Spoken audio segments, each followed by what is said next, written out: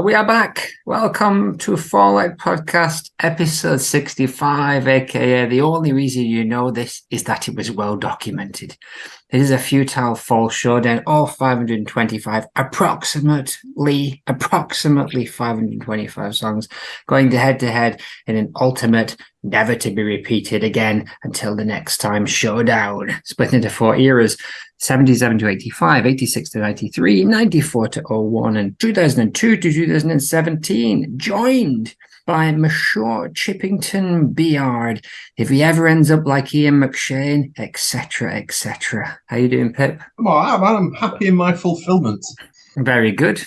Lord Sage Temple, red lips on a cappuccino dress, feasting on a dead duck. How are you? Ducked up.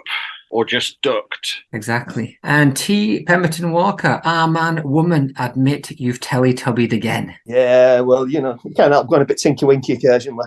Aye. And what about Tiny Tim Twa, the grumpiest little Fall fan from the other side? Is he with us? Indeed, the crystal is in the right place. He's coming through loud and clear. Beautiful. And I'm the host, Tree Three Beards, and I come for your goods. Tonight we have Totally Wired up against Your Heart Out, A Pass Gone Mad Passable against Guide Me Soft, Bound against Serum, and Breaking the Rules versus Alton Towers. Ooh la la. But first, if you'll indulge me for a little while, I'm going to talk about that most third or fourth favourite of garage rock bands, the Seeds. Now, they weren't as raw or as novelty as the Monks or the Sonics, but they had their moments. Psychedelic rock band, Los Angeles, 1965.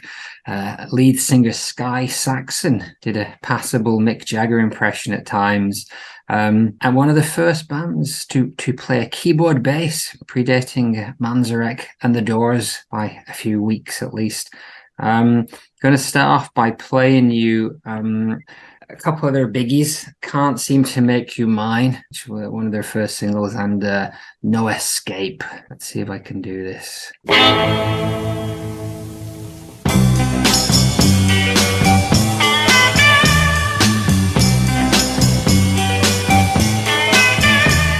I can't seem to make you mine. Kissing around all the time. Flying around like a bee. Hurting everything you see. I try everything I know to make you want to love me so. The only thing you do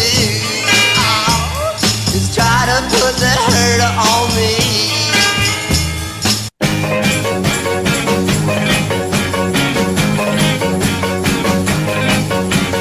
Nowhere to run, nowhere to hide. I can't keep my pain inside. What can I do when your love's gone? All I can do is I just live on. No escape from your heart, no escape from your lips, no escape from your pain. Your fingertips, no escape from your calling all night and day. No escape from your pain, but no place to stay. No escape, no escape, no escape. Decent to good garage rock. Pip, the Seeds, got anything to say on these chaps? Yeah, absolutely. I only came across them because of, well, probably a combination, actually. Probably a combination of Fall references, Mackie Smith references to them, and probably Alistair Aspinall, who's not a million miles away on this podcast, as a recommend through the whole kind of Nuggets kind of vibe. They are amazing. I really, really like their stuff. I was just checking on my Spotify list, and there's 17 songs that I've liked of the Seeds. And I always seem to, in my head, I always seem to think they only did a handful of albums, but you go on to their actual discography, they were pumping stuff out for ages, weren't they? It was like another hard-working band that kind of relied on the live stuff. From a musical point of view, very creative. Sky is a really, really great frontman, isn't he? Not only loads of energy and stuff, but really quite creative with his vocal style. And the band themselves not afraid of doing things a little bit differently. There's bits that remind me of the heavier end, like your MC5 kind of bits. But there's real full-on psychedelia going on all over the place, and in a very creative way, not just aping the Beatles like a lot of other bands at the time, but really exploring stuff themselves, different instrumentations, and lots of different arrangement ideas in the studio. So yeah, I really recommend the dive into the Seeds. They're brilliant. Yeah, so there's first two records, the Seeds and the Web of Sound, which has them all in the spider's web, which has been said that Dragnet is a reference. I don't think it is, because there's a horror movie, I think it's a Corman movie, which has like the titles that are much similar to Dragnet. But sure, I mean, that people stuck in the web is a fairly common kind of 60s and 70s trope anyway.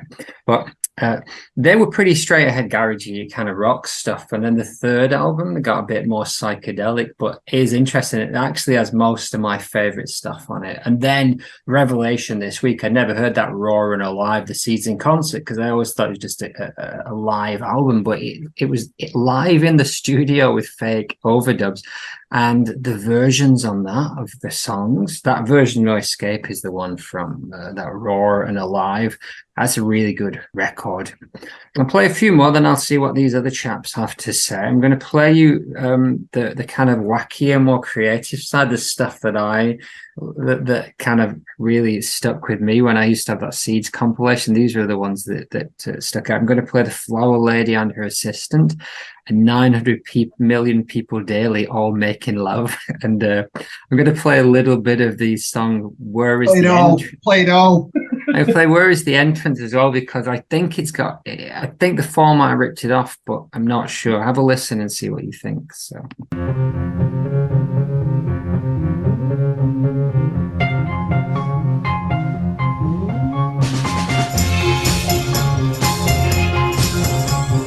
There she is, working the yard, the flower lady, and her assistant, a lilacs and poppies, a blood red flowers, a sunflowers reaching to touch the sky, working so hard till the day she dies. The flower lady and her assistant, the flower lady and her assistant, ghetto dress, see how close it is. On over to me, but here in the forest, covered by the hunter's gun. There are people on the street, having nowhere to run. 900 million people there, all making love. 900 million people there, all making love.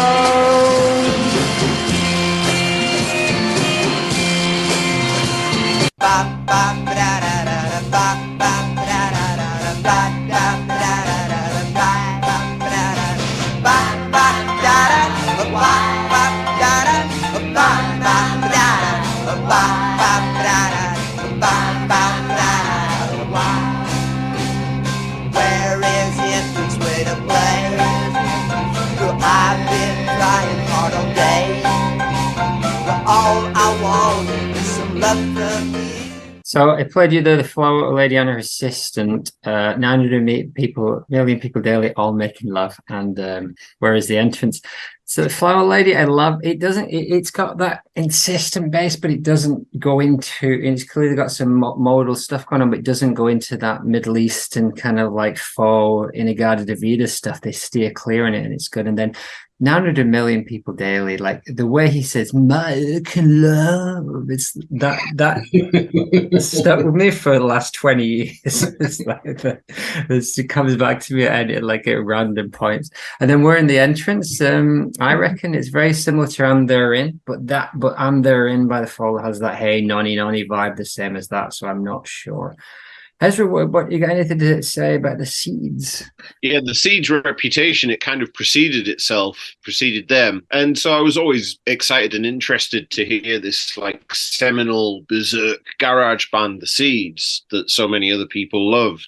And then when I did get around to listening to them for the first time, probably that Spiderweb album, I was just like, man, the guitars are too quiet.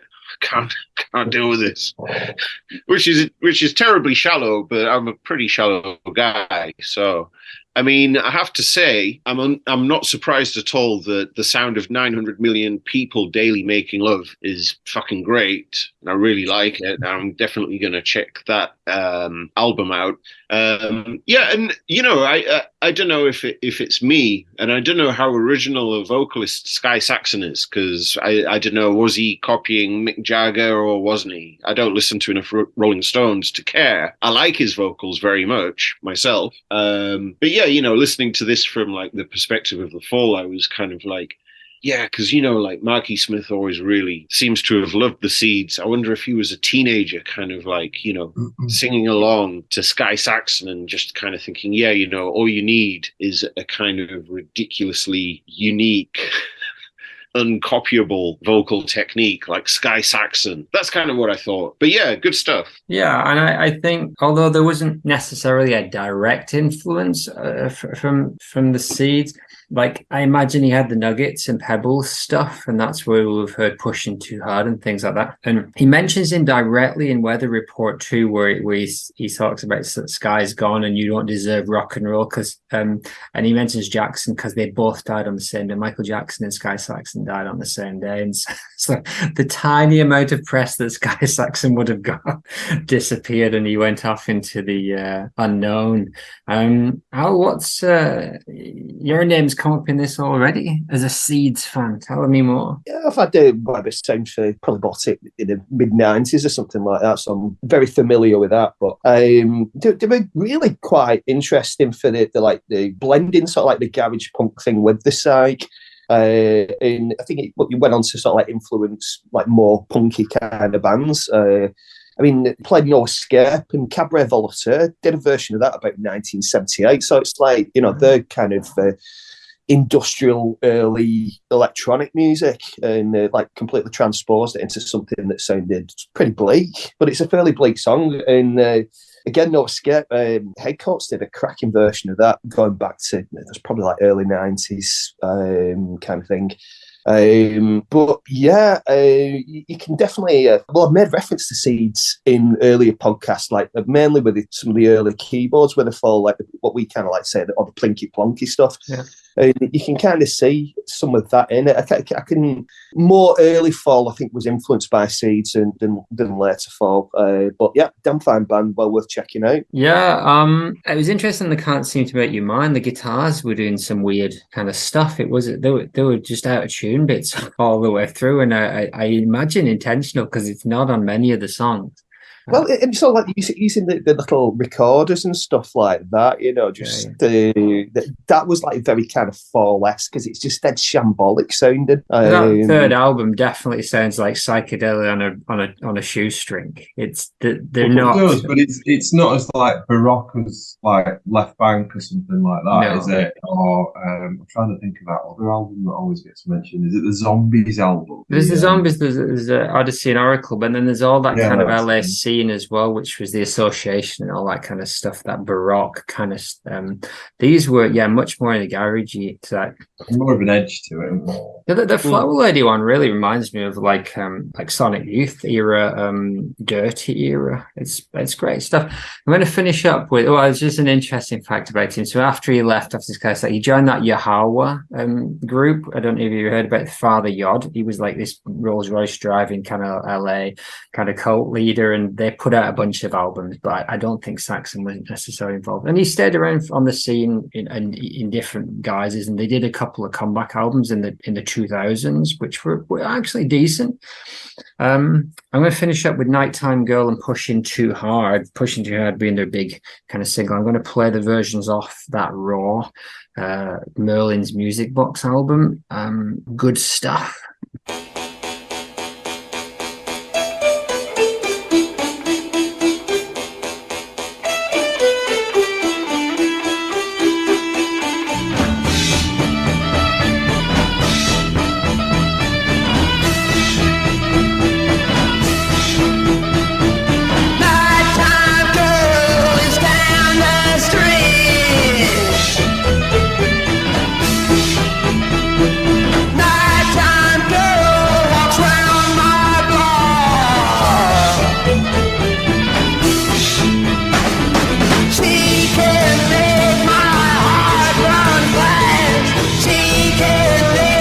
it's the last song we have time to do, we'd like to dedicate it to society and the world because it still has a message. 1, 2, 3, 4.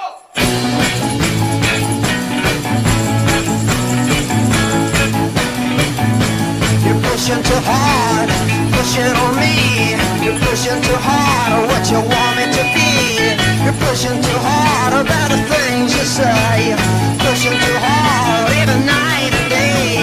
You're pushing too hard on me. All I want is to just be free. So that's the Seeds. There's the Seeds for you. Top-notch garage rock band, and get digging in if you ain't already. But shall we move on to the main event? We'd be starting with Totally Wired. It's here, lads. The best song. It's finally showed up. We're done. He called it. He's called the winner. He's called it. Righty, you're up, Pip.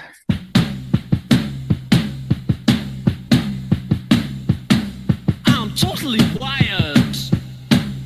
I'm totally wired. I'm totally wired. Totally wired.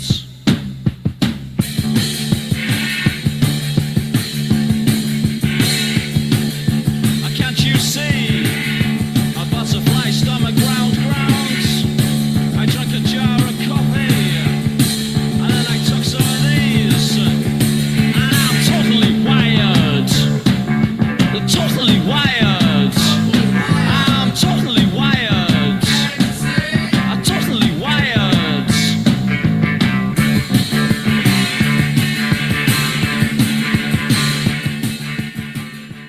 Where do you start? What do you say? How do you listen with fresh ears? Philip Rigby, Totally I've been Wired. pondering that question all week, and you know what I kept thinking? I can't wait to hear what Ezra's got to say about this song.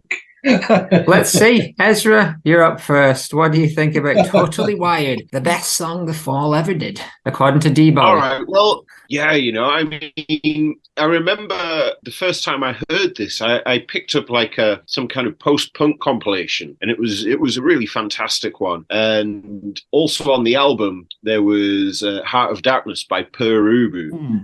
So it wasn't the first time I'd heard The Fall, but it was the first time I heard Per-Ubu. And, I was thinking about it, and this track kind of reminds me of Per-Ubu, their like kind of early stage where they released that fantastic fucking EP, I think it was, and like maybe the first album. And yeah, there's just the same kind of noise in Totally Wired somehow, like just perfect fucking primeval avant garage punk, I guess. And yeah, and then I took some of these. It's a fantastic fucking luminescent song. And, the lyrics are just taut and perfect.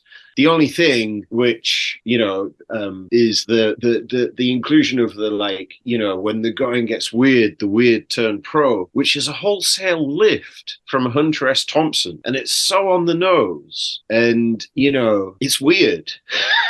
And you don't have to be weird to be American. Or do you have to be American to be weird? Or do you not have to be American to be weird? I don't know. But those are the kinds of questions that this song throws up. And it's fabulous. Well, according to C. Beefheart, can you see that there? There's that too, isn't there? You don't have to be weird to be weird. But yeah, well, are you able, Ezra, to listen to it without the fact that it is one of the big Fall songs that Man in the Street might know and that you've heard 1,000 times? Yeah, but it's just fantastic. You can't deny it. It's great. I won't deny it. Dance to it and everything. Do you know? I think it's a bit like stuff off Slate, where I don't get sick of hearing it. I thought I would. I thought I would be annoyed having to listen to this loads of times this week, and I haven't at all. Every single time it's come on, I've had a chill down my spine and thought, this is fucking amazing, this record. And it's like what they do a really good job of is capturing that whole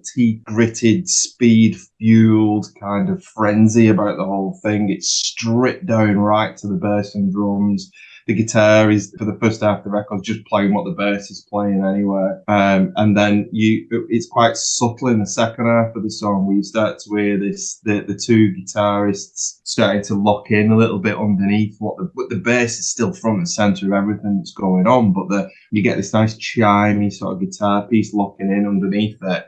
It just lifts in all the right places. The bass is just phenomenal though. The drops that come in, the breaks, the intensity, the push all the way through the record, it bounces all the way through, it doesn't lose any momentum at all.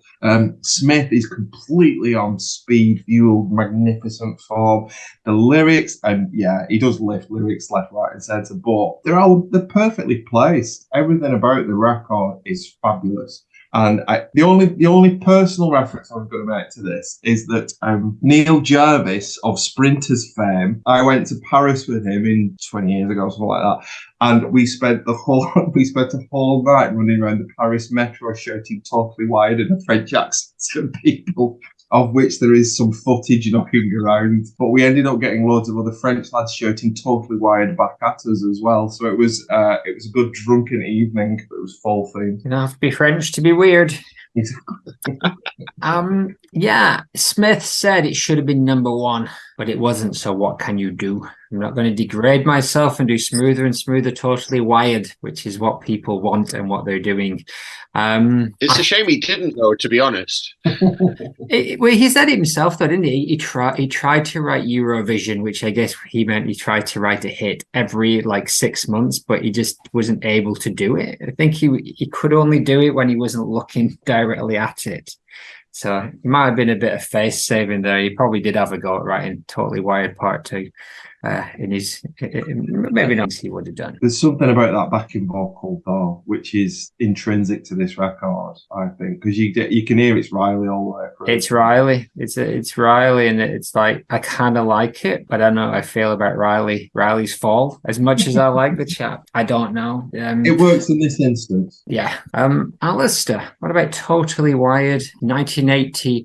Top 20 New Zealand single, the only top 20 single the Fall ever had in the world. So, clearly a very famous song for fall stuff, really. I mean, I hear it quite regularly on WFMU on Wake and Bake, so it's part of their kind of playlist in a way. So it's stood the test of time in that respect, I suppose. Personally, I don't think it's one of the better songs at all by any standards. I think it's overrated, really. I think it's only probably because it was a single that it's got the profile that it has. And another song released as a single could have done equally as well, if not better. I think the drums are a bit naff. The sound of it is crap. The bass is a bit lame as well. And the guitar's well too quiet. The vocals are ace. Does brilliant. The lyrics amazing. The guitar's far too quiet. But there's a dead good riff at the end with all that stuff's great. But I just think it's Didn't you just sing the riff to New Rose by the Damned? Did I? I think it's a good song. It is a great riff. He's just not Scotland's. Yeah. But it's a good song, but I think it's overrated. So it's never going to win. I'll always vote it off. Controversial opinion there, but I'm somewhere between a lot of you because I didn't get chills. They weren't multiplying, but I did try and listen with fresh ears, and it is a great song. It's a pop hit. It's like in some universes it went into the top 10, and the bass, fantastic, amazing. And that drum beat, second only to We Will Rock You. Riley's influence, the chant, the kind of I think the next song actually has a better chant call and response thing than this, but the call and response, great. It's a classic. What I actually like, which I never really noticed before, and Al, maybe you can help me on this, is that one of the drums, I think it's the bass drum, has this kind of boom, boom, boom, it sounds almost like an 808, whether or not it's my mix that I'm listening to, but I'd never noticed that drum before, and I really like that. It's a good sample, actually. I've sampled it. Okay, nice. Yeah. Is it the bass drum, you reckon? Fuck knows. Might be the snare on so on the Nose Drug Bore lyrics, though, I know, do we need Mark Smith singing about how wired he is? And I'm always worried. That's my favorite bit. I'm always worried. That's brilliant. So yeah, I'm torn, but it is a fantastic one. If someone said play me a Fall song, you couldn't really go wrong with Totally Wired. If they didn't like that, they're not gonna get all gang.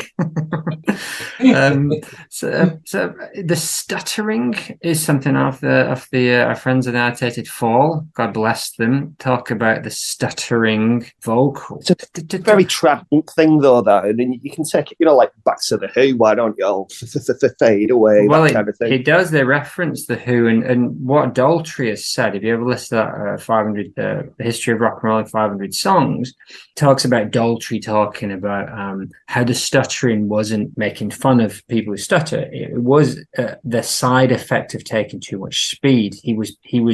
It was supposed to be a bit of a signal to the fans that he was one of them, and he was kind of he'd been up on the uppers for a while, and the stuttering was part of it. And so there's a theory that the stuttering on Totally Wired is something to do with that, but it might just be a coincidence. And yeah, top 20 in New Zealand, because I think maybe that's when they did the tour, the Fall in a Hole, was it around that era?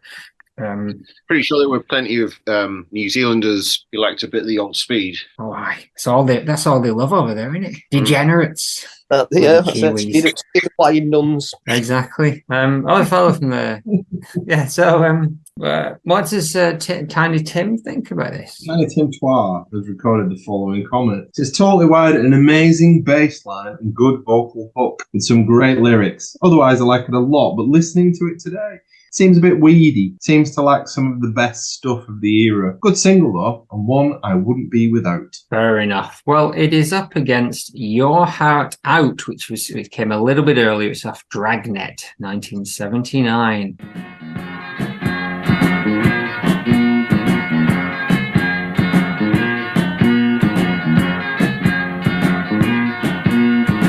Just take, for instance, a time of great depression, fade out of reason, bad times in season.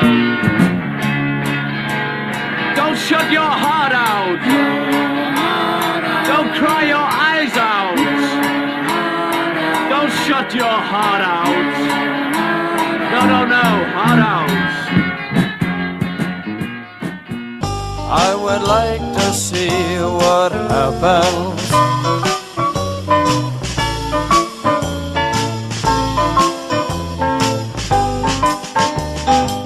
Just playing my favorite Doors song in an unrelated incident.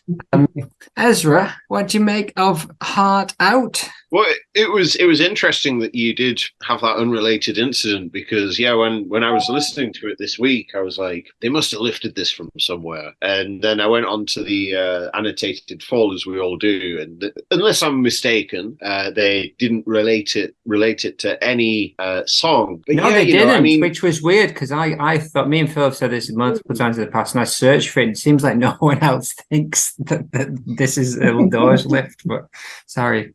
But yeah, it's such a charming, beguiling little song. Like there's actually another song on tonight's playlist which kind of occupies the same kind of emotional zone for me, and it's interesting because Phil has talked about the what is it, the Sentimental Mark playlist, and this is the kind of maybe. I don't know. What word would you say? Is it joyous? I don't know. But yeah, there's just something so lovely about the poppiness of it. And, he starts off and he's like, fate out of reason, which sounds like, time out of season or something like that. But yeah, you can't quite grasp it. And then I love the part at the end where he's like, I don't sing, I just shout, and all on one note. That was the line that dragged me into this song when I got Dragnet, and I was listening to it pretty much on repeat. And it was like, this great moment of stark honesty. But yeah, it's a very, very charming piece of music. That's what I'll say about it. It's delightful. It's cheeky, and it stands out on Dragnet. I'll give you that. It's not cut from the same cloth. Al, what do you make of it? I agree with everything else. We're saying it's a lovely bit of whimsy, isn't it? Whimsy, great. It's got a nice feel to it. I wasn't dead keen on the chorus bit, but yeah, for a song that's all about Christian Barnard and making his first heart transplant, it's not a bad one, is it? No, not at all. It did remind me quite a bit of the. Do you remember? I can't remember the name of them right at the moment. The Scottish band, not the Country Teasers. That you did yeah, it reminded me a bit of them. Second verse, his vocals, when he starts doing that bit about the joke, because she uses the whole verse to tell a joke. Very Yummy for ish. I thought the same thing. That cheeky, Love Street riff, and it's filtered through like a lo-fi, punky kind of style. The melodic chant, like I was saying, I like that melodic chant better than the Totally Wired one. And yeah, I like that cowbell there on the break. I like that kind of breakdown and a little bit of percussion. Another song about how great speed is as well. I said it's nice and straight ahead. It's not necessarily a standout, but I took it away on the B-side on a compilation. I don't sing, I just shout. Maybe somebody had hit a bit of a note there, because he goes on quite a lot about that. Don't Cry for Me, Mexico. Don't Cry for Mexico is pretty good. And he references Savage Pencil, who's the cartoonist who still does stuff in The Wire, and he drew the cover of Casino Soul. He has that very distinct kind of grotesque, shall I say, way of drawing. Savage Pencil. He's for me, he's up there with Kevin O'Neill. Rest in peace, Kevin O'Neill. Fantastically genius artist. Sorry, beautiful. I just had to put in with that. No problem, but I agree, absolutely. Seems like he didn't have enough words, strangely, on the second verse. He seems like he was stretching it out, and it was all a bit young ones. This joke's pathetic. You were saying in the last song about the Hunter S. Thompson line, but on the nose, this one as well, that joke's pathetic. It was all a bit Ben Elton for me. And but I liked it. It's a charming little number. It's got its work cut out, regardless what Alistair said. It's got its work cut out. But what does Tim and Phil think? Well, I'll tell you what Tim says first. He's put not a high point of the record, but a good pop number. I always find the totally unenthusiastic backing vocals funny. There's something sparkly about the guitar line, sort of sounds like what other bands were doing soon after, but a little more moronic and aimless. Fine shit. Nice, indeed. And what do you, my good friend, think? Well, you've hit a number of the beats that I was going to make a reference to. I must admit that line "Don't Cry for Me, Mexico" is the line that got me into the song straight away, and the kind of the low energy chorus is one that makes me laugh every time I hear it. But yeah, it's got a charm, and it doesn't offend me on this album. It doesn't offend me in the same way that Chalk Stock does on the other side of the album, which I find a little bit, I don't know, a bit tiresome really for me, a bit too twee. But this sails through all right. I like that abrasively clean tone guitar sound that they get going through all this album. I think it works on here as well.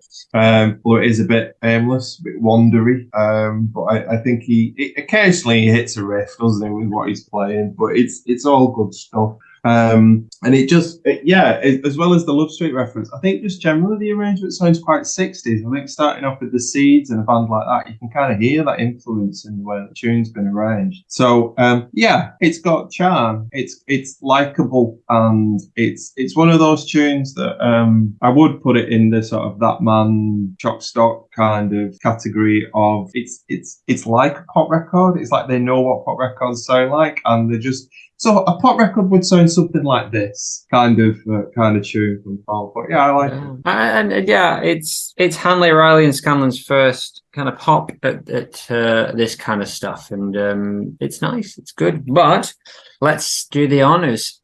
Totally Wired versus Your Heart Out, Phil. Totally classic. Aye. Alistair. Totally overrated. Aye.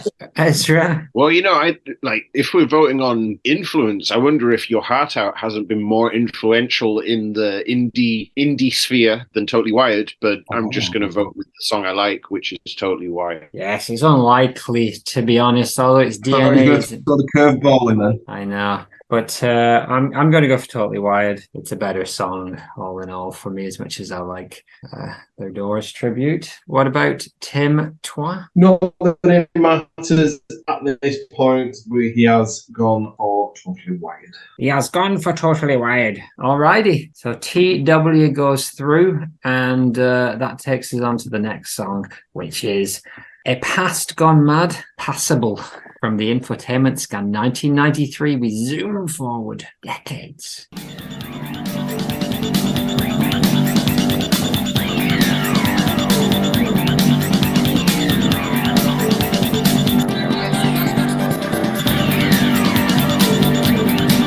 Serial killers were always at war in my book, along with spangles, soccer books, ridders of old fogies, scuttling and swirling over the roads, comma, kids in pubs.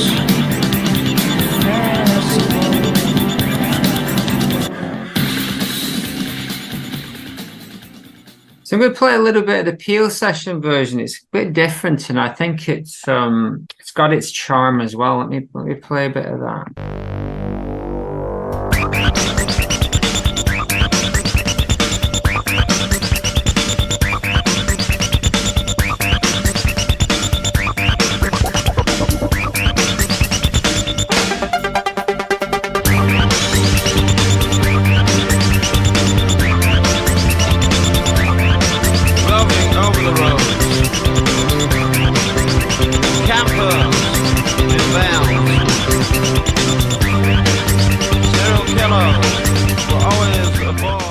It struck me, I really like the squiggly kind of synths, and it's that version's much more in line with the rest of the Infotainment Scan. I think the version on the album sounds more like a remix. Not that I'm criticizing, it's just my opinion.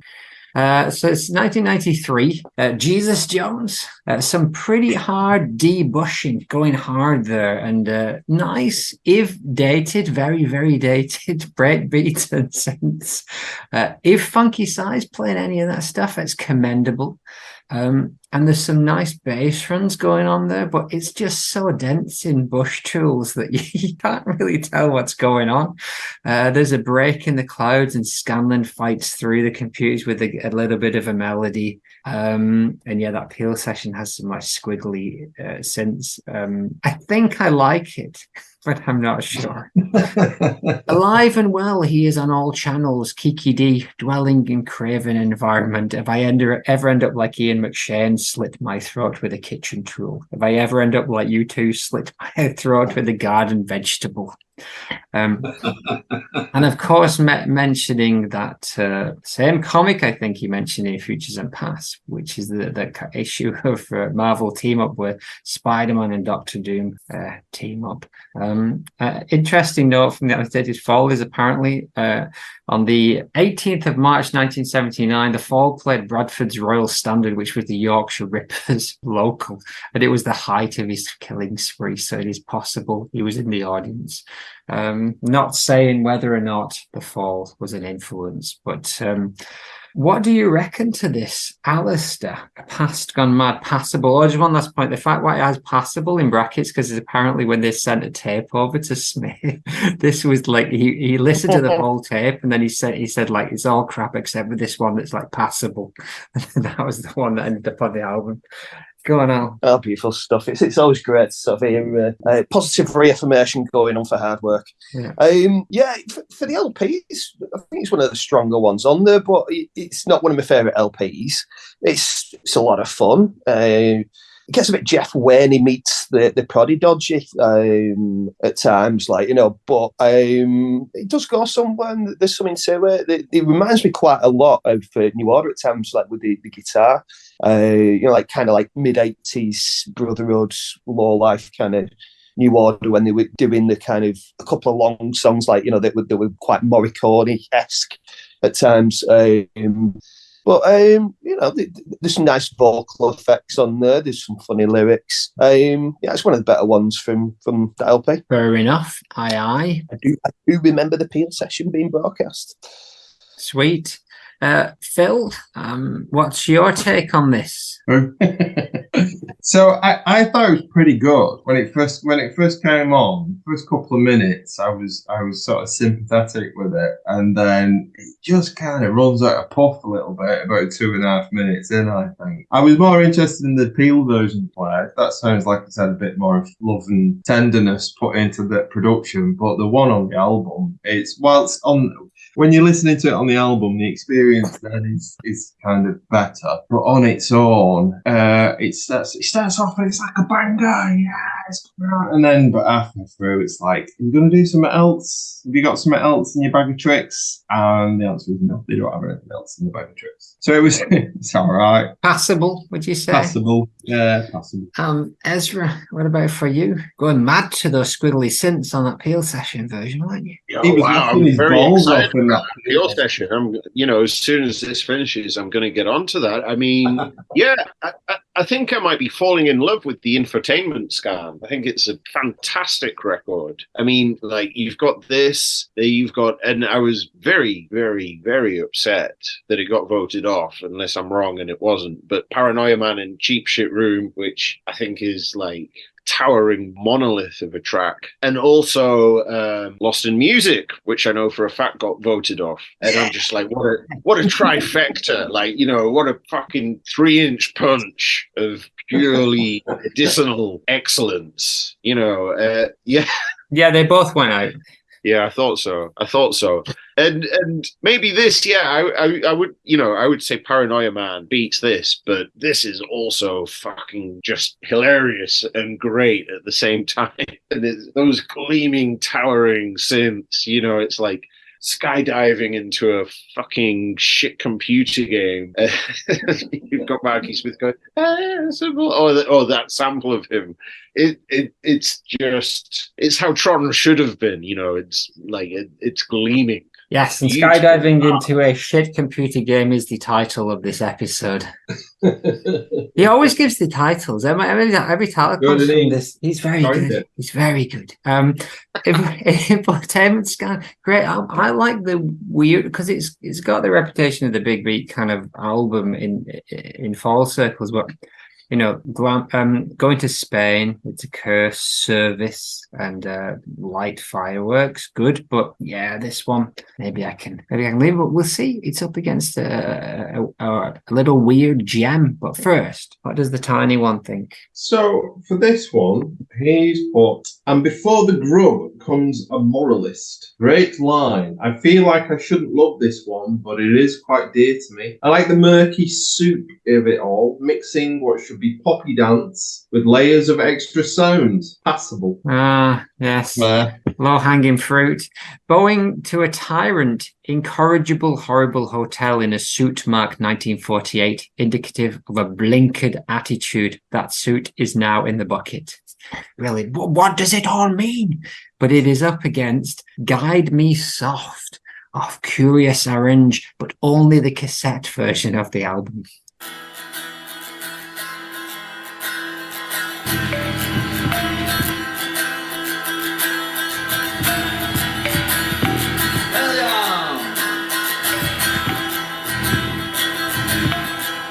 Glorious celebration, meticulous, immaculate, glorious revolution.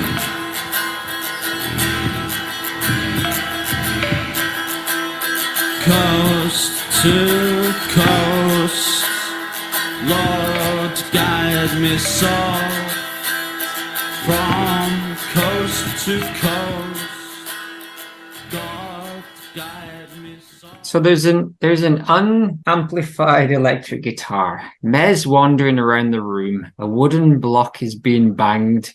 The bass is being prodded at intermittent times. It's my kind of fall. It's the it's the nonsense end of the fall, the falling apart end. Love it. It's brilliant. It's not a song that I knew. I don't think I'd heard this one before. Not much, if at all. It never turns into the kind of solid thing that a lesser band would make it into. They just went with it. That was the whole song. And it seems to be some kind of prayer of William of Orange, like begging for success as well, which in the context of a play about William of Orange, fair enough, but out of context in just a song, a ramshackle indie song about William of Orange praying for success. Glorious repression, articulate, immaculate, glorious revolution, coast to coast. Lord, guide me soft from coast to coast. God, guide me soft. And it doesn't hurt that guide me soft is basically the kind of lyric, this title that Bob Paul had come out for a Guided by Voices song as well. So win, win, win, and win again in my book. What about you, Phil? This is a kind of meat and potatoes rock that's up your street, isn't it? It got me thinking some strange things actually listening to this song. One of which was I get asked on a semi-regular basis whether I like people like Tom Waits and Nick Cave and those kind of performers, and it really reminded me of the type of thing that they try and do, but that I don't like generally. But with Smithy doing it, and that kind of ragtag does feel like it's going to fall apart at any minute kind of arrangement and production on it. This drew me in more and more, and I think I'm reading a lot of history at the moment anyway, and I was thinking I had the similar thought myself of, is this like the internal dialogue of William of Orange as he's kind of making his way over the Glorious Revolution and all that stuff. So it's a lot clearer in this song than kind of narrative of Flair than it is in any of the other stuff that we've heard off this album that's soundtracky. Maybe that's why it's not as popular. Because it's just a bit more on the nose exactly what it is, and it's a bit more obvious. But I like the arrangement. I think it works. It's weird and it takes some getting used to, but that's all for the better, I think. And it's I think it's quite evocative in its own way, not in the usual way of a soundtrack, but it certainly pulls you in. It piques my curiosity when I'm listening to it, and it doesn't annoy me at any point, even though it should probably do. It's very plonky and tinny and all kinds of words that we'd use normally to describe horrible piece of music. But yeah, I think this works. I think it's definitely that overused phrase of it's got its charms, but yeah, I quite like this. What I'd say is that the thing about Tom Waits and what I think you're getting at is that where they'll take those rustic kind of sounds and they'll turn them into this kind of like clanking kind of rhythm thing that they do, and like it's basically what Moby did with the blues, as my favorite line of the Good for Mogwai, that Moby did for the blues what Jive when he did for rock and roll, and that kind of like or people who do music concrete and they'll sample like trains, but then they'll turn the trains into like like it's just two together. This is so ramshackle, it is falling apart all the way through, and I think that's its beauty. It doesn't try to be this kind of rustic kind of like thing. I think that's right. I think there's something about the decay, isn't there? It's like entropy that's been recorded, and that's quite attractive to degenerates like us. I just wonder how you got the band to do it with in that sense, but well, I can kind of guess, because Marcia Scofield was talking about how they did Curious Orange, and so basically they had to write all the songs in a very short period of time, then send them to Michael Clark, then they went on tour and played them all and got really good at them, and then they had to learn, because Clark had choreographed the original ramshackle demos, they then had to relearn their original shitty versions for the what's quite funny about that is that it's exactly the same mistake we did with our first player. Yes, pretty much. And here's one of the people that starred in it, Alistair Aspinall. What did you make of Guide Me Soft? It's funny. It really amused me. I really do like the loose shambolic kind of feel to it, which you've kind of already referenced. But yeah, it's quite organic and sort of feels like it's improvised. Just the way that things drop in, drop out. Can imagine that this being like one that they're just sort of like playing for the, like whilst the scenes are being shifted around them, like, it's like get the drummer out the way so we can move this. But yeah, it's really nice. It's quite arty, really. I didn't really listen to the lyrics as usual, but yeah, I enjoyed it. It's something that you don't hear very often. You don't hear many bands doing that kind of thing. It's they're taking risks. They're not asked, and it works. So, good on them. It says on Wikipedia that was actually a live recording from the ballet. So that was what they performed on the night, which is bold and beautiful and brave. And I wondered just quite what Michael Clark was doing to it. But we shall never know because no bugger videotaped it, as far as we know. Ezra, what do you make of Guide Me Soft? Yeah, this track, it reminds me of like an unassuming little hunchback child who's like clutching a seashell to his chest. When you kind of interact with child, him or her, and it proffers the seashell towards you, and you look at it, and then you put your ear to it, and you can hear the sound of the ocean. Hey, little boy, what you got there, kind sir? It's a mollusk I found. Exactly. I'm going to start working on the rock opera as soon as I've listened to that Peel session of A Pass Gone Mad. But it's great, and it gave me strong recollections of Current 93 and Carolina Rainbow, because it's got that kind of queasy sea shanty, like we're all rotting in the ranch feel to it, or on the clipper. So yeah, it's really good. It's not as good as A Pass Gone Mad though. Incorrect, but I do like rotting in the ranch as a phrase. So good job. Isn't all lost? What about Tim? What the fuck were you on about showing people your mollusk? I know. Does it bring you up the Trinity? Does it cast light? Do you know that song? There's a Ween, right? You don't know that song? It's a Ween song. It's called The Mollusk, by the way. I didn't improvise that. I didn't improvise that somewhat creepy song on the spot. No, it is a beautiful song by the band Ween. Well educated, thank you. What does Tim think? Well, I shall tell you. He has clawed up in his veins and scrawled the following. A bit of fluff, but at least it's short. I thought I might have had him on my side. I thought it would have been the swaying one there. I think all is lost then. Okay, let's take a vote. I'll go first. I think it's that mad one. Let's Guide Me Soft. That's the best one. Al, what do you think? I see this ploy. Al, what do you think's the best song out of these two? Don't fall for it, Pike. Don't tell me now. Well, it's a difficult one because they're both really different songs, and I like them in different ways. And it just goes to show you how much they changed over the years. That you got these completely chalk and cheese songs, and it's only probably about 5 years difference. Like how much a band can change. So, given all that, I'm going to split my vote.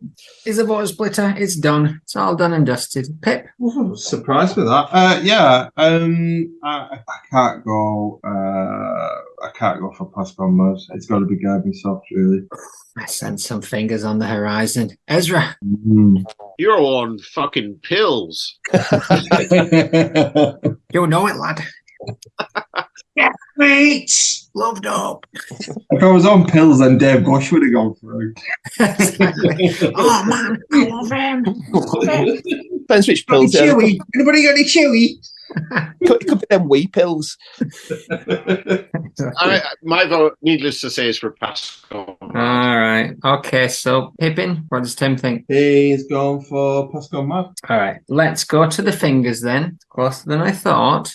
Let's vote first for Pass Gone Mad out of 3. 3, 4, 5, 6, 7, 8. And what does Tim say? Give it 3. Oh, might just be a done deal there. And Guide Me Soft. 6, 7, 8, 9. And how many is he giving Guide Me Soft? Zip. So sadly, A Pass Gone Mad goes through. Guide Me Soft goes into the bin. Let's move on to Bound of the Marshall Suite, the year of our Lord 1999.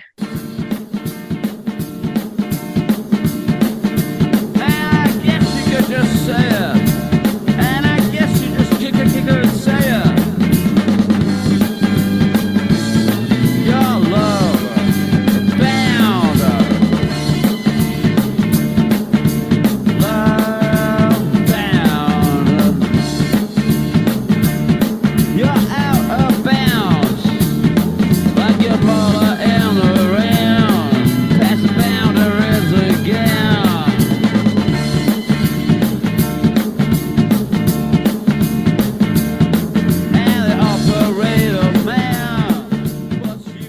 All right. Too much chocolate dip. Pip, we're back to you. What do you make of Bound? So, well, put that Pure Ralph record out, didn't I, on the Bunker Chat, because it really, really reminds me of that, and I absolutely love that tune. So the guitar part in this was the first thing that gripped me. And then I was suspicious that it was a cover version, which you sort of confirmed when you sent that instrumental music around. I quite like this. It bounces, it does bounce, and it's got momentum to it. I really like the off-kilter rhythm that they get going in it. I think the drums are great, and I do like the guitar playing on this. I think it's minimal, but it's the performance carries it through. There's lots of energy about the performance, so it's great. And then it goes up a tone. It goes up a bit more. And then it goes up a bit more. It goes up a bit more towards the end. All this trick in the book, innit? So I haven't heard them do that before. Do the whole kind of Boyzone thing. We're going to rock it up. So then they all stand up, don't they, at that point, as it moves into the tone shift. But yeah, it's all right. It's a nice album track. I don't think it'd do well in the charts, but I'll give it a pass. Yes, well, it is a cover, apparently, of a Northern Soul kind of instrumental. I don't necessarily know if I can hear it, but let's have a little bit of a listen to the original and see whether you can.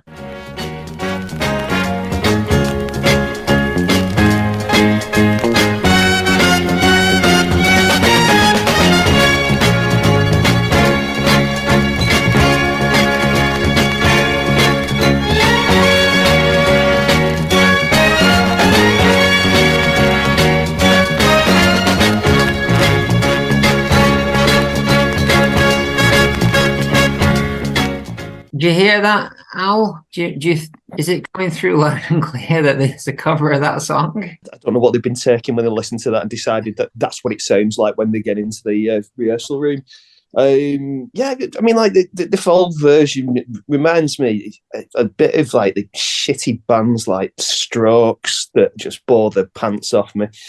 You know, you got like this kind of Passenger-esque rhythm guitar thing going on and on and on. And I don't think it really went anywhere. I mean, the synth's nice in there.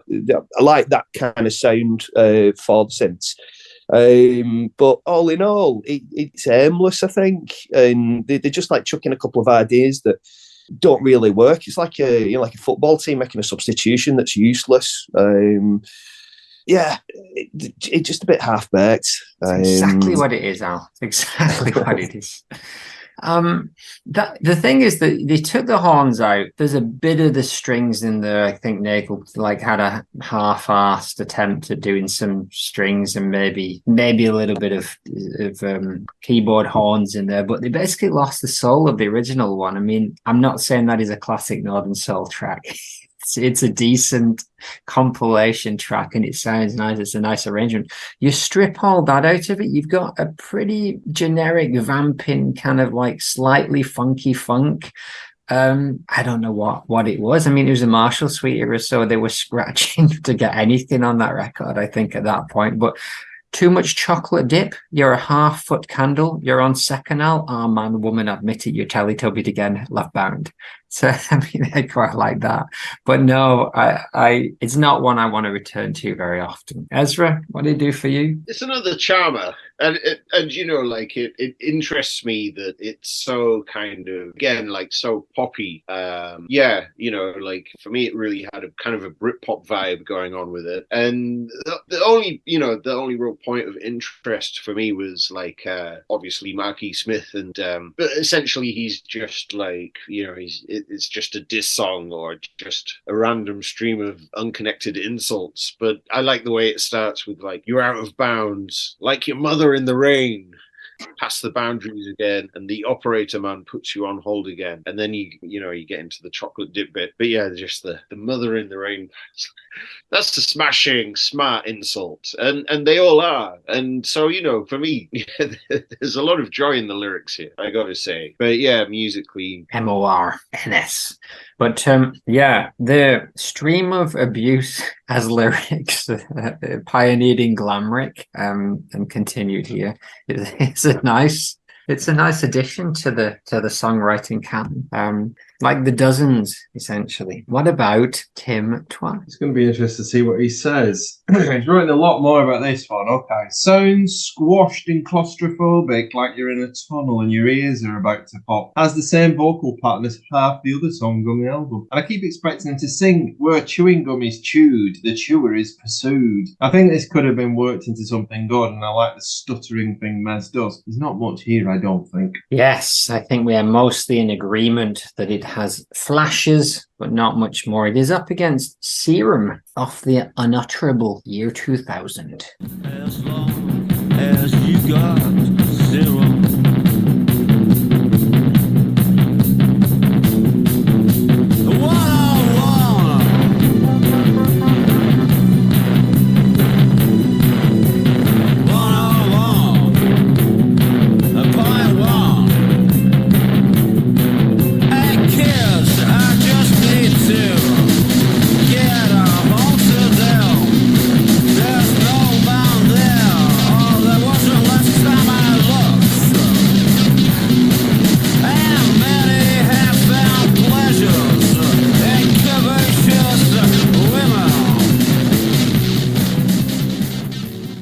So it's covered in dirty, grimy synths. There's only one man I'm coming to first. Ezra, tell me about Serum. Well, yeah, this is a proper fucking great track, this. And it's so interesting, to contrast these two, because the Marshall Suite, which Bound was off, was the previous album to this. And yeah, the difference is a night and day as far as I'm concerned. And for me, this is one of the best tracks off the Unutterable, it kind of reminds me of WB, but with WB, there's just a bit of a catchy hook, but this has got way more meat to it. And it's interesting because, maybe on a Pass Gone Mad, the Fall often, when they get into the electronica, just sound like a bunch of people going mad with presets. But this is, the electronics here, I'm not going to say that it's like, I don't know, Orteca or something, but, there's it's a bit more than a preset, let's say. And yeah, it's a great tune about jizzing. My favorite part is he sings about many have found pleasures in curvaceous women, their undulating curves, upper and lower. But what I really need is a glass of cold water. The serum gives results. And of course, I'm just reading up on Renegade, and in Renegade, apparently his grandfather told him, he says his grandfather would tell him, if you got horny, go out and run around in the garden, have a glass of cold water, and go and run around in the garden until you calm down. First 3 hairs descended in this morning from the fringe of the fot and the scalp of your mind. Serum unavailable where the sun meets the dawn. And so on top of all of that, you got a 13th floor elevators quote. And so, I'm very much in favor of this kind of thing, this kind of track. Yes, indeed. So those lyrics you quoted there about her, I wondered whether it was a her growth Serum, because he does have that obsession with baldness and bald men, but I'm not sure if that's what he's getting at. Here's the interesting thing. So I won't get too much into the music yet, but that distorted bass, which is at the core of a lot of the Unutterable stuff, I thought it reminds me like that Mr. Wazzo kind of beat, that was that flat beat that was bizarrely went to #1 in England, and it was basically just a bass line. And so I typed in Mr. Wazzo, the Fall, to see whether there's any connection, and it said Serum. And the first video was someone making the Mr. Wazzo beat in Serum, no connection to the Fall, probably just a coincidence. So, Alistair, what do you think of this song? Yeah, I really liked it. I quite like the balance that they get between the sort of the techno sounding stuff and the kind of gothy sounding stuff. Because when all the stuff with the toms, when it drops down with the bass, nasty bass, the way they blend it in with the keys, it's fantastic, as Ezra alluded to. But there was a little something about it that reminded me of Joy Division, and I'm not sure if that was the way the drums and the bass were working together. It was both the riff and the sound of the instruments. So I think that they really nailed something here, and compared to Bound, and considering it was only a year later, it's such a turnaround, isn't it? Called it, honey. What about Tim? That's an interesting question. Let's go over and find out what he's got to say for himself. He says, nice and filthy synth buds here. Great atmospheric guitar work too. This is more like it. Mark's delivery is top notch, full of foreboding and bile. No idea what it's about, but I treasure it all the same. The highs on this album are really fucking high. Yeah, it's that thing we've talked about a few times about the Unutterable, that although that production is very much of its time, 2000, it doesn't seem to have dated as badly as some of the others. That there's something about that crunchy. Yeah, the crunchy 90s drums, maybe they're the most dated, but that bass line, that dirty synthy bass line, and the ray gun synth, pew, pew, pew, pew, and insistent, and this stuff seems to really inspire Smith. He's really kind of on form, but I didn't need the guitars in there. It felt like we have a guitarist, we've got to have a guitar in this song, but it didn't add anything to it. But it's interesting to compare this from the Pascal Mad, which was about 7 years earlier. Yeah, I like a nice menacing sense. I think a lot of this is probably Nagel's doing. She's does a great job. Many have found pleasures in curvaceous women. That's as Ezra pointed out earlier. And sometimes all we need is a nice cold glass of water. But what about Phil Rigby? Does he need a nice cold glass of water?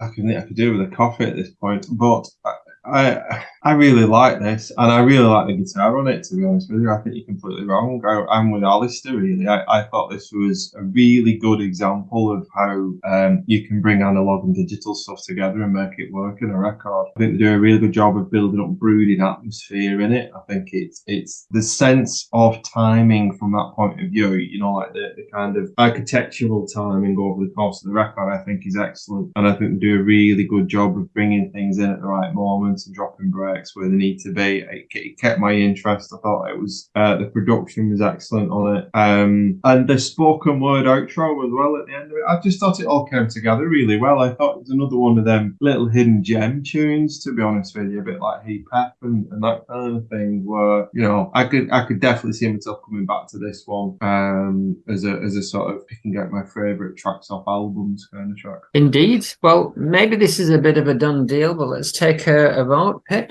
Oh yes, Serum. All right. Aye, me also Serum. Al? Serum. Ezra? Mm-hmm. And Tim?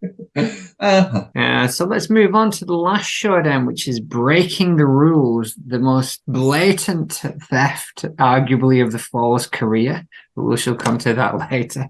Up against Alton Towers. So let's have a list of Breaking the Rules from Heads Roll 2005.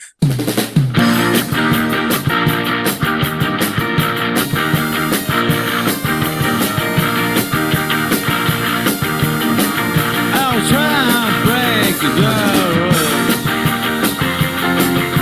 Life is a dream, so let's say, flash a picture in a magazine. I love kids passing in a limousine.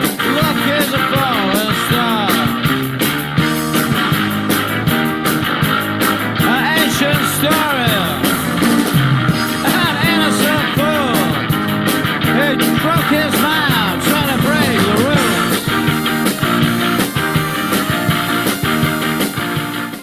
All right. So Robert Pollard from Guided by Voices, I mentioned earlier, he was tasked by, he went to a band he liked called the Phantom Toll Booth, and they gave him the backing tracks to a record they'd released several years earlier. He wiped the vocals, re-recorded the entire album with him singing new vocals and melodies over the top. And he did what Smith did there, which was like when the chorus comes in and everyone knows that chorus, walk like a man, he ignores it and does a verse over the top of it.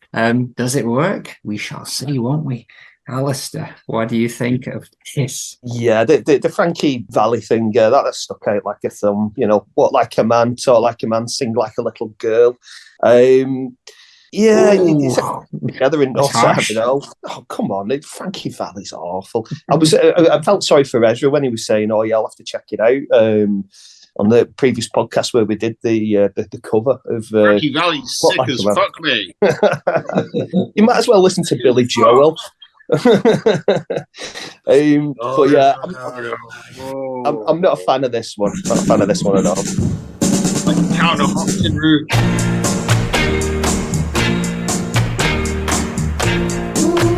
He just sounds too slow. I played it at one point.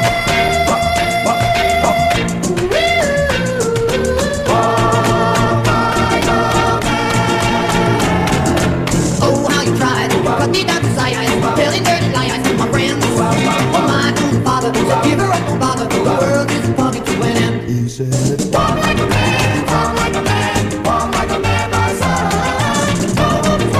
Walking on the earth, so walk like a man, my son.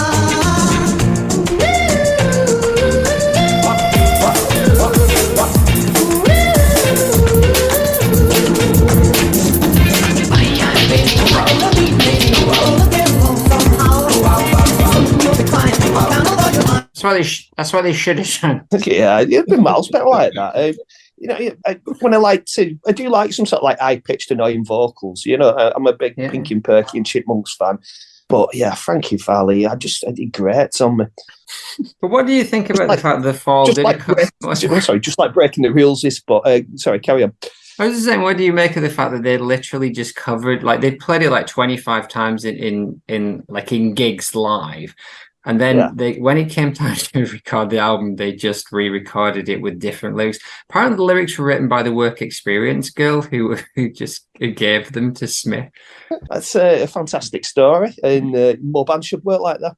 Exactly. But Ezra, what do you make of this travesty? I think it's marvelous. Marvelous.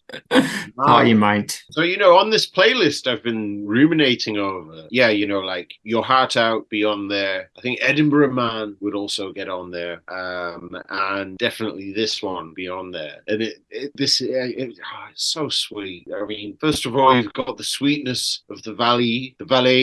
You can see them curving and undulating and green as a valley. And then, you've got the fact that the Work Experience girl at the studio actually wrote the lyrics, which I think is just pricelessly wonderful and awesome. And then you've got the fact of the lyrics.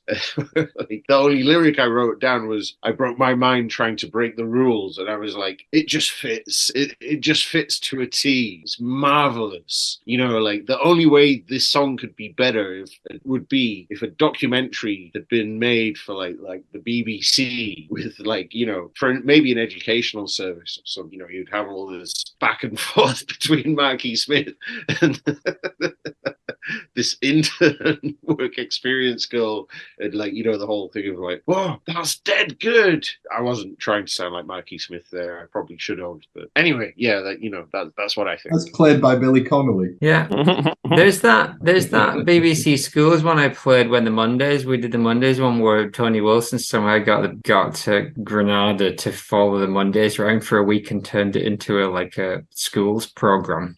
They should have done that for the Fall with this song, because it's almost certain that they'd been practicing it and that they were like, oh, could you just play the song like Athlete Cured or whatever, right? Play the song. And then they're like, okay, so it's no for no, right? Laney's got woo, it's like, and then he goes, I'll just try it with these lyrics. And then he just gets the girl who'd been showing him like, I'll use these, breaking the rules. Now, this is a stretch, but he does break the cardinal rule of rock and roll that you don't steal someone else's song and change the words and the lyrics, because if you look at the writing credits, it's still credited to the people who wrote Walk Like a Man. And I was starting to think about Smith breaking. You don't laugh in songs, right? That's a cardinal rule, and you don't like the one where it just fell apart in the middle, like Strange Town or whatever it was, and just carried on. You don't just wholesale lift riffs like Elves, whatever your dog did like 6 times, and you don't do this. So I'm giving it to him. Unfortunately, it's a concept piece, isn't it? Yeah, it's a concept piece, like Systematic Abuse. But unfortunately, it's up against Alton Towers, so he's got no chance. But what does Tim think? What has he put about breaking the rules? He says, this one's what came of Walk Like a Man, right? It's all right, a fun pop number and works well on the record. Forgettable. Yeah, I think it's better than their version of Walk Like a Man, which was particularly bad. We listened to it on the on the Cracks episode. Have you told us what you think, Phil? No. Go on. What do you think? I think it's fucking S, to quote Al. I love this tune. It's great. Unbelievable. It is, shoddy in terms of its morality. But I think as a tune, it works. I think the guitar, for me, the thing that I kept thinking of was Succession, man. It's like all the bits in this are wrong. You shouldn't come together. Oh, the fucking guitar tone's awful. Everything's a bit kind of, I wouldn't do it like that. I think it all comes together in the mix, though. I think it's great. Bounces along. I've enjoyed it every time it's popped on. F.A.L.L.O.U.T.P.O.D.C.A.S.T great, and I think the tone works for what they're trying to do. And it's and for all the breaking the rules, and this is my contribution to your conceit. I actually think Mark's quite well behaved on this record in terms of his actual performance. So it comes together. It's a high intellectual piece. I think that's what a lot of people missed around it. Exactly. Best piece of the evening, no doubt, no question. But it is up against Alton Towers, the opening track from Imperial Wax, Solvent, a mere 3 years and 2 band lineups later. Which is definitely going to win this. Yes, it is.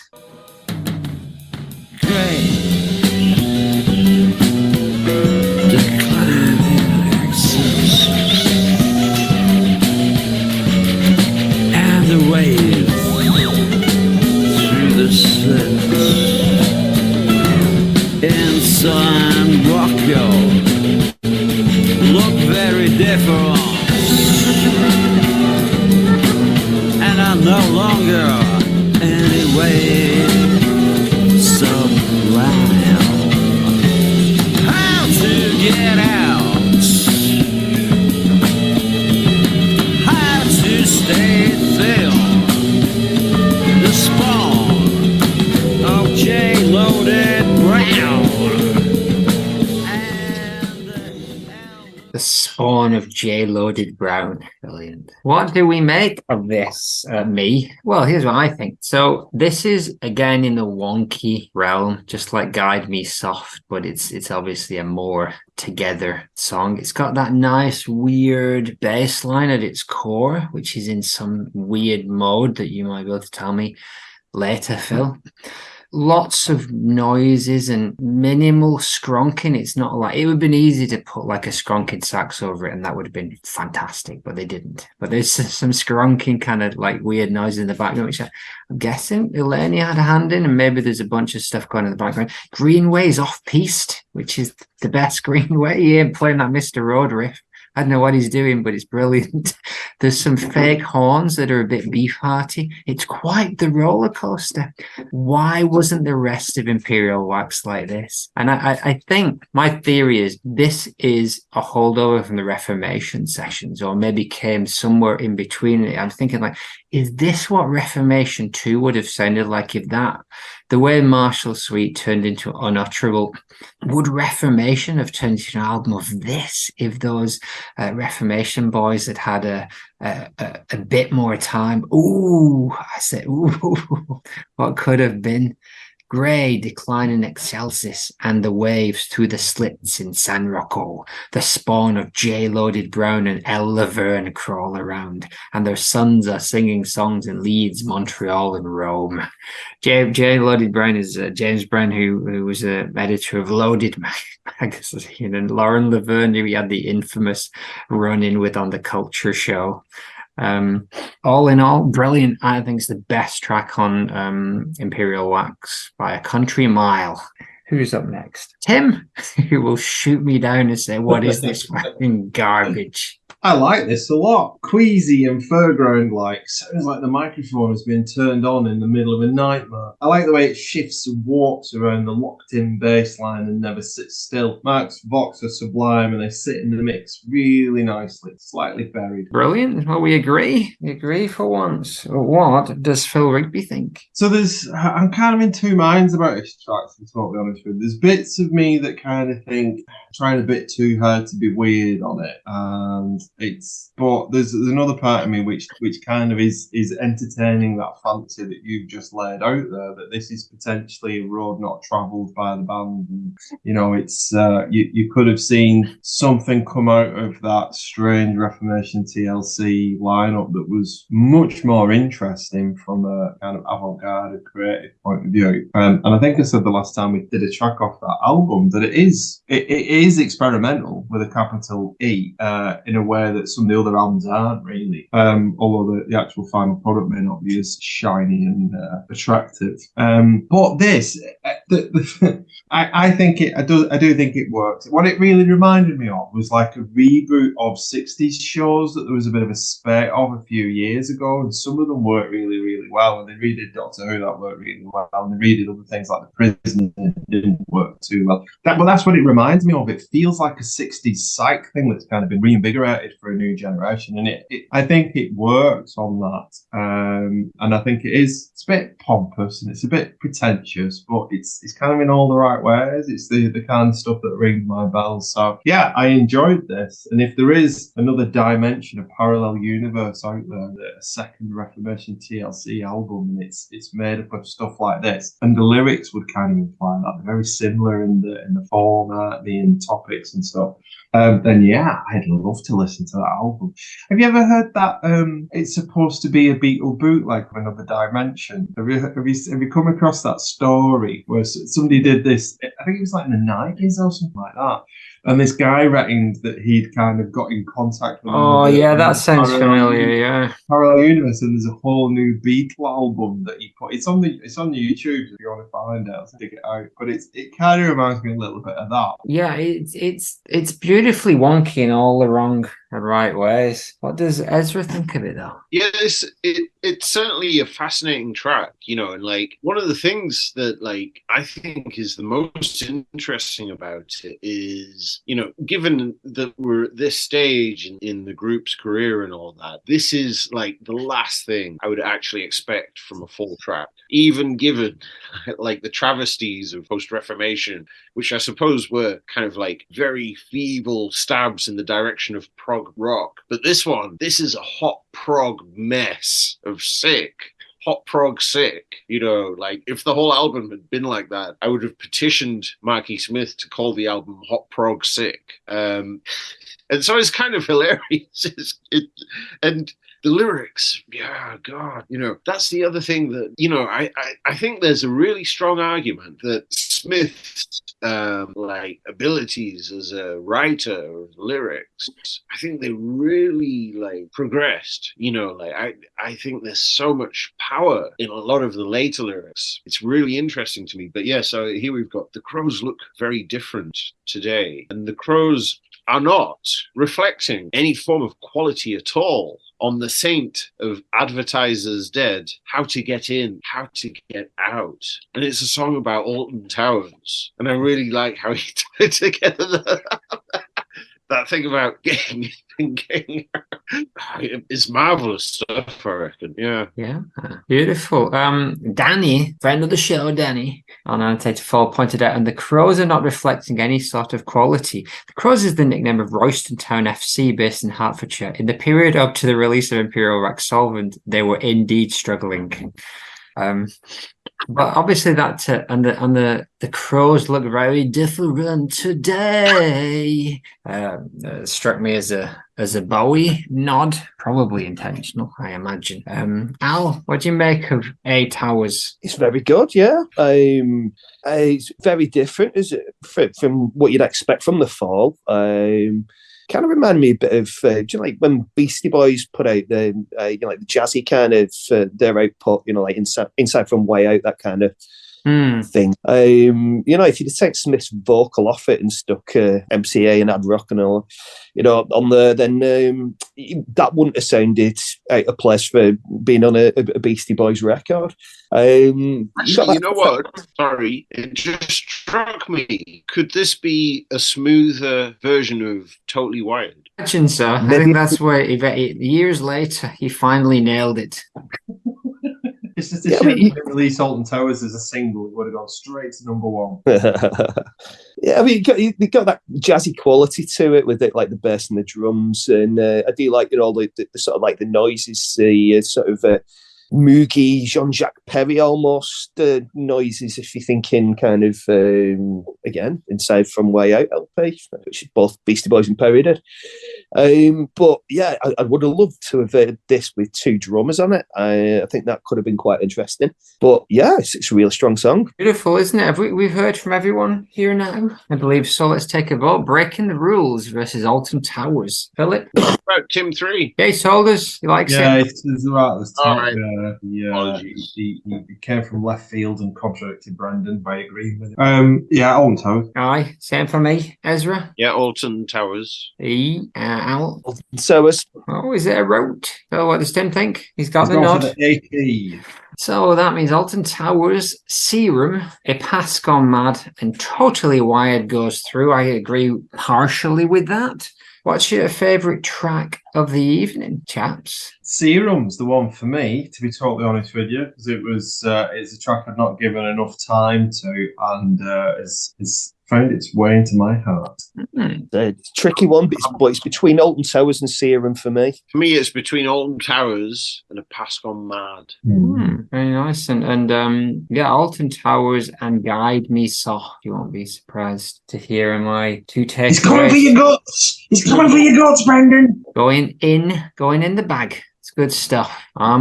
So next week we're going to try something a bit different. We're going to hopefully Danny and Rob, Integral Wizard, will drop by and we can talk about Renegade and maybe pass our eyes over the Blue Book, the lyrics book as well, but mostly focusing on the Marquis Smith ghost-written autobiography, Renegade. So make your notes and keep them safe. Bye. See ya.